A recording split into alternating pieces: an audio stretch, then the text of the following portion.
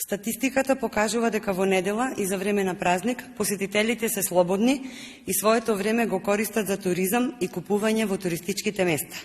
Од таа причина сакаме да ја информираме јавноста дека денес ќе поднесеме предлог закон за изменување на Законот за трговија.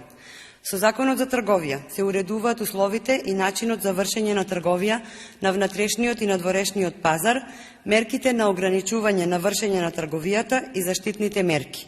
Во рамки на делот за вршење трговија, законот го уредува и работното време на трговците.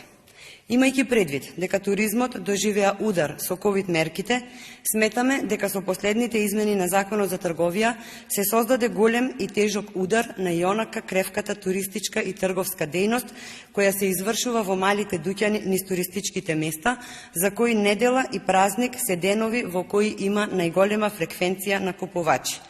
Од причини што туристичките места ги посетуваат голем број домашни и странски туристи, кои доаѓаат најчесто за време на викенд и празници, односно повеќе само на еден ден, а тој ден е токму недела или празник, на барање на туристите и трговците од туристичките места за подобрување на состојбата во оваа област, поднесуваме предлог закон согласно кој трговијата на мало ќе може да се врши и во недела во туристичките места утврдени со Законот за туристичка дејност.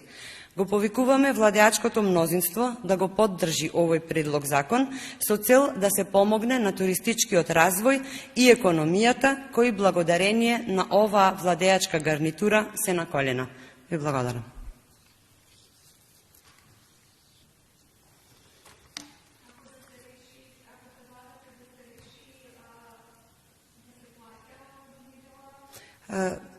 Да, вработените ќе се бидат исплатени секако согласно Законот за работни односи со дупли дневници, како што е регулирано таму, меѓутоа да може да се работи во недела најмногу заради туристичките места и развојот на туризмот од туристичките места.